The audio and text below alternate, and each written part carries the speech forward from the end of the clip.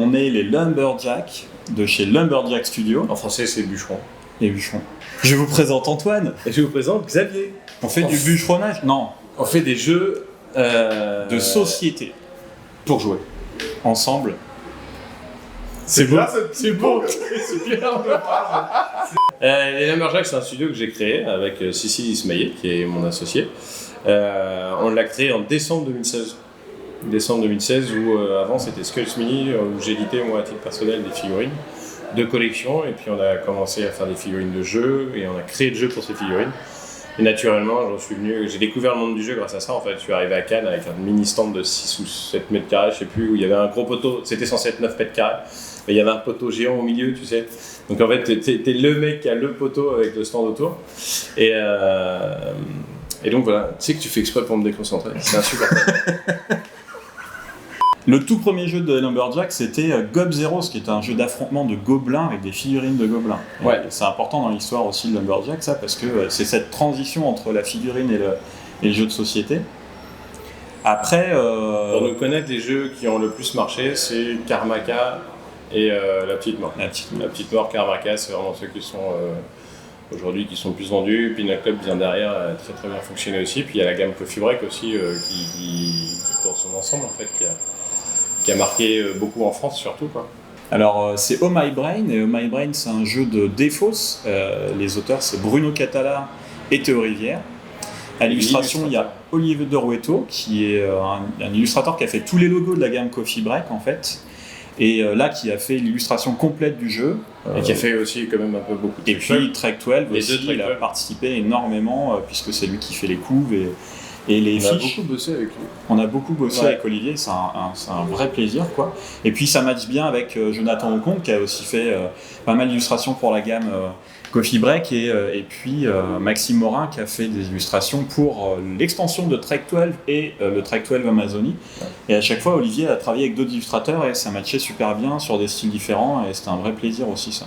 Oh My Brain, c'est un jeu de Défausse, donc comme disait Xavier, de Bruno et de Théo. Et Bruno nous a raconté récemment qu'en fait il avait joué à la bataille norvégienne, que je ne connais pas, donc je ne peux pas vous expliquer ce que c'est. Mais ça lui avait donné des idées et il s'est dit il y a moyen de faire quelque chose de différent, mieux peut-être.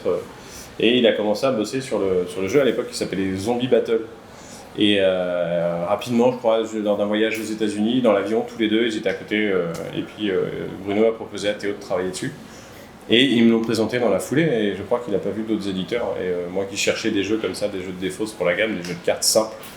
La différence des autres jeux de la gamme, qui parfois ont pas mal d'originalité, en fait, c'est que celui-là, en fait, il est rassurant, parce qu'on connaît tous un petit peu les jeux de Défausse. On a tous joué au Président Trou du Cul, avec toujours un nouveau twist, un peu comme Vélonimo, ce qu'a fait Bruno. Tu vois, c'est un jeu de Défausse, mais t'as un nouveau twist, des jeux de combinaison comme ça qui sont sympas. Alors Loading c'est quoi? Eh ben Loading, je vais vous le dire. Loading c'est un jeu de Marc Paquin pour commencer, illustré par Kevin De Castro. J'ai l'impression d'être à l'école. Loading c'est un jeu d'ambiance effectivement, c'est un jeu de draft en temps réel. Et on a un paquet de 65 cartes, sur ces cartes il y a des points, chaque carte a un certain nombre de points, entre 1 et 4 points. Le but du jeu c'est d'accumuler le plus de points avant la fin de la partie. Et on va jouer tous en même temps, et la particularité c'est que par exemple si on joue à 4, on a le gros paquet de cartes de 65 cartes, on va le partager en 3 paquets. 3 personnes vont avoir un paquet de cartes, une personne va tendre la main au centre de la table, et puis il y a un top départ, on va chercher une carte qui nous intéresse dans le paquet, on va la poser devant soi, et hop, on va donner le paquet à la personne qui attend, et on va tendre la main, qui va chercher, etc. etc. Donc il y a des règles de qu'est-ce qu'on a le droit de poser sur son paquet, et puis aussi on peut aller piquer des cartes dans le paquet de notre adversaire, pour être rapide, et puis il y a une fin de partie qui se passe quand un certain nombre de personnes autour de la table ont décidé d'arrêter, la partie s'arrête et on compte ses points. En gros, le temps que je viens de vous expliquer la partie, on aurait eu le temps de faire 2 parties.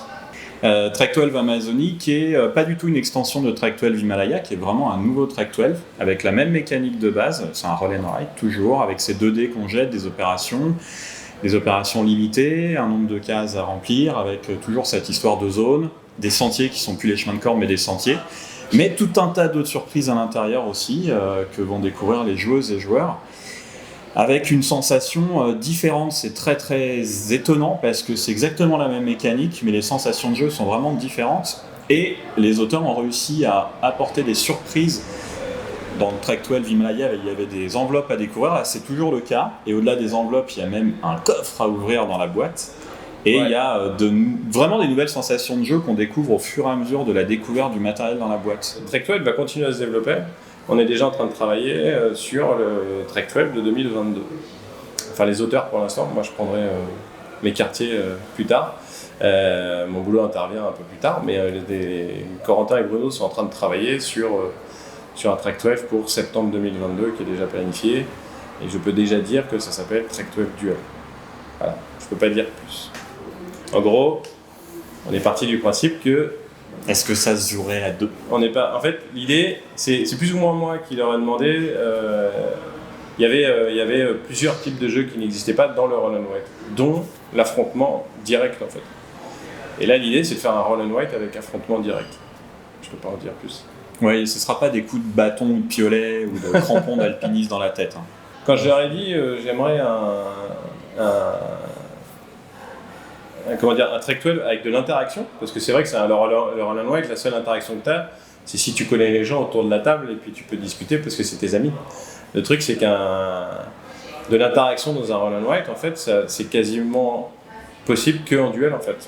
Parce que sinon, ça devient impossible. Tu as de la symétrie qui se crée, et puis tu peux pas jouer que à 3, que à 4, ou finalement, tu peux pas jouer à 15 comme un Roll and Write normal. Le truc, c'est que si tu veux de l'affrontement, en tout cas de l'interaction, ça va être en duel, quoi. Donc c'est beaucoup plus facile de le faire en duel. Donc c'est venu comme ça, c'est pas la volonté de faire un duel absolument, quoi. Alors, les choses qui arrivent chez nous, déjà...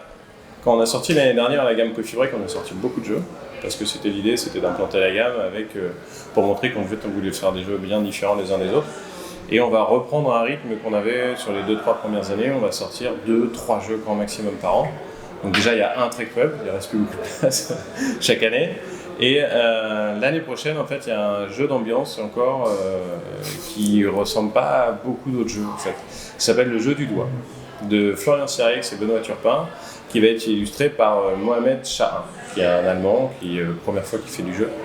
Et en fait, c'est un jeu qui est issu d'un vieux jeu qu'on jouait quand on était à la fac d'alcool, etc. On est parti de cette idée-là.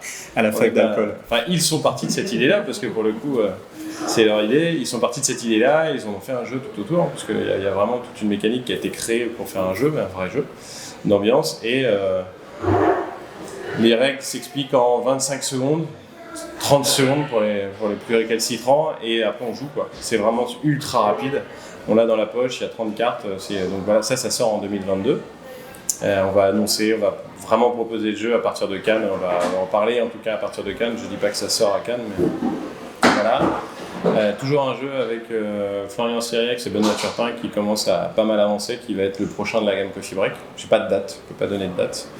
Et on a envie de mettre un peu les pieds dans le jeu, comme on en parlait, les Lumberjacks c'est un peu con en Lumberjack, donc les jeux un peu cons. Et on a un jeu qui s'appelle le Fucking Dilemme en fait. Et là c'est Théo Rivière et Corentin Lebras, et là c'est 2023. Donc c'est un jeu d'ambiance, mais surtout dans la lignée des ta gueule, des choses comme ça. Donc, mais là où il a une différence avec les autres, c'est qu'il impose en fait la discussion et le débat en fait. Mais si tu veux le faire sans, ça marche aussi. Mais c'est toujours plus cool de dire des trucs sales.